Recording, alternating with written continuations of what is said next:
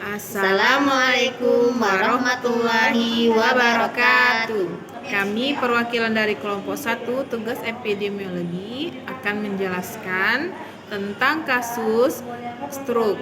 Dan perkenalkan, nama saya Silpi Dayani. Nama saya Ika Marlina. Di sini saya mewakili dari kelompok 1, yaitu nama-namanya Yesi Ira Sandi, Ana Eliptiana, Harman Yani Nusution, Herman Zudi, Nur Hidayanti, Liza Pratiwi, Cindy Rizky Ananda, Rahmawati.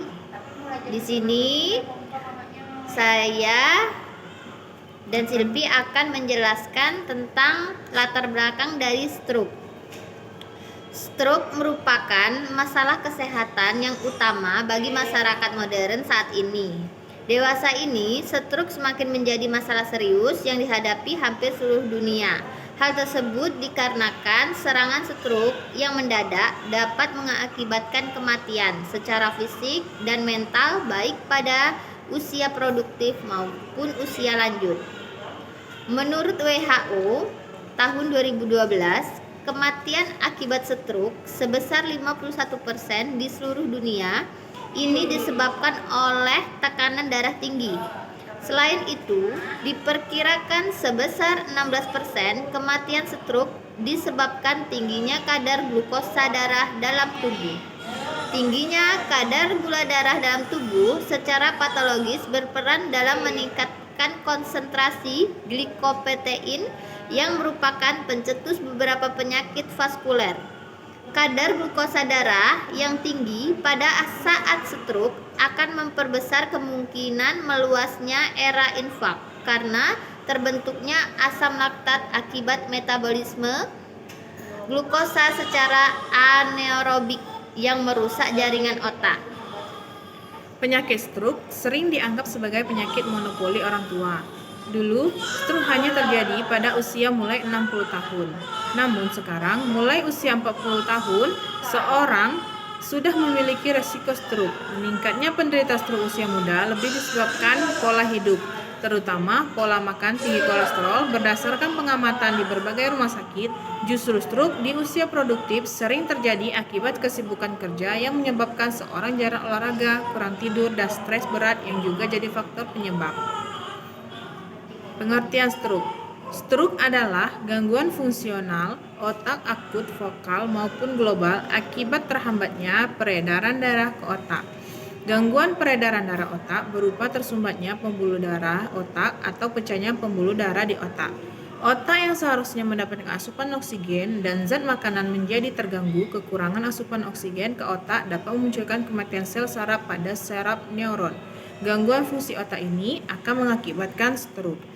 Etiologi yang pertama, trombosis, pembekuan cairan di dalam pembuluh darah otak.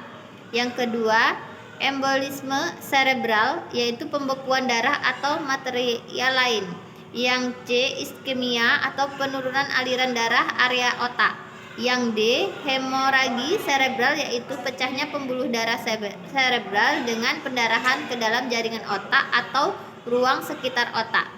Klasifikasinya berdasarkan atas jenisnya, stroke terbagi menjadi 2. A. Stroke iskemik. Stroke iskemik terjadi karena aliran darah ke otak berhenti karena osteokolosis atau pembekuan darah yang telah bersumbat pada suatu pembuluh darah. Yang B. Stroke hemoragik.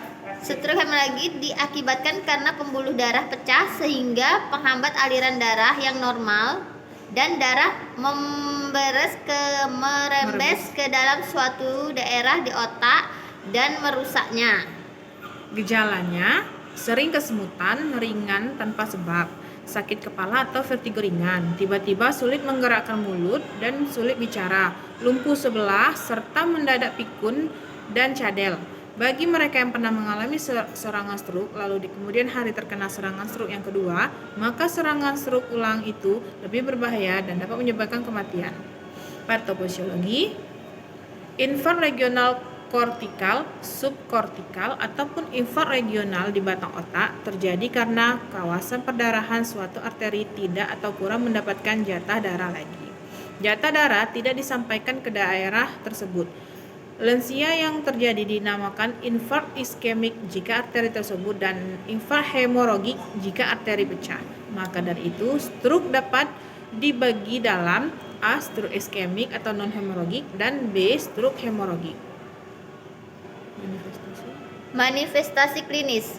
Stroke menyebabkan berbagai defisit neurologik, tergantung pada lokasi lesi atau pembuluh darah mana yang tersumbat, ukuran area yang berfungsinya tidak adekuat, dan jumlah aliran darah kolateral, sekunder atau aksesori. Fungsi otak yang rusak tidak dapat membaik sepenuhnya. Manifestasi klinis stroke menurut Zimmer dan Bare antara lain defisit lapang pandang, defisit motorik, defisit sensorik, defisit verbal, defisit kognitif, dan defisit emosional. Komplikasi pada stroke meliputi hipoksia cerebral, diminimalkan dengan memberi oksigenasi darah adekuat ke otak. Fungsi otak tergantung pada persediaan oksigen yang dikirimkan ke jaringan, pemberian oksigen suplemen, dan mempertahankan hemoglobin serta hemorotasit pada tingkat dapat diterima akan membantu dalam mempertahankan oksigenasi jaringan. Aliran darah cerebral tergantung pada tekanan darah, curah jantung, dan integrasi pembuluh darah cerebral. Dehidrasi adekuat atau cairan intravena harus menjamin penurunan vesikolisitas darah dan memperbaiki aliran darah cerebral. Hipertensi atau hipotensi ekstrim perlu dihindari untuk mencegah perubahan pada aliran darah cerebral dan potensi meluasnya area cedera. Embolisme cerebral terdapat terjadi setelah infark miokard dan fibrasi atrium atau dari katup jantung prostetik. Embolisme akan menurunkan aliran darah ke otak dan selanjutnya menurunkan aliran darah cerebral. Jenis stroke berdasarkan serangan. Yang pertama, transient ischemic attack atau TIA. Yang kedua, reversible ischemic neurologist deficit atau RIND. Yang ketiga, stroke complete atau complete stroke. Yang B berdasarkan etiologi. Yang pertama, stroke hemorrhagic dan kedua, stroke non-hemorrhagic. Yang C berdasarkan patologi. Yang berdasarkan patologi dibagi menjadi dua, yaitu stroke sumbatan atau stroke iskemik dan kedua stroke perdarahan. Faktor-faktor penyebab. Faktornya banyak kondisi yang menyebabkan stroke, tapi pada awalnya adalah dari pengerasan arteri atau yang disebut juga sebagai arteriosklerosis.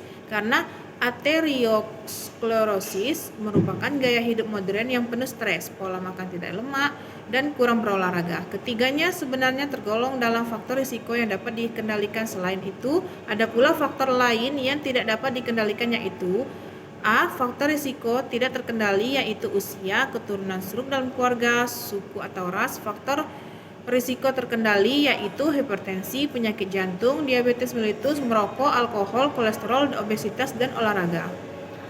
Kesimpulan dan saran.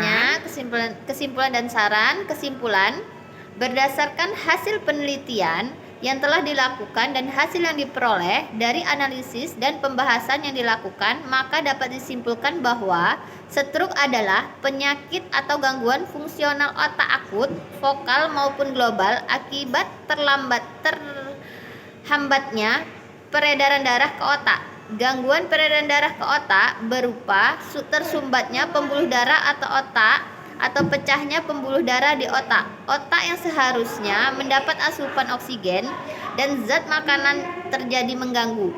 Kekurangan asupan oksigen ke otak dapat memunculkan kematian sel saraf neuron. Gangguan fungsi otak ini akan mengakibatkan stroke.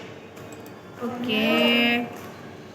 Terima kasih. Sekian dari kelompok 1. Semoga bisa dipahami. Kami akhiri dengan Assalamualaikum warahmatullahi wabarakatuh.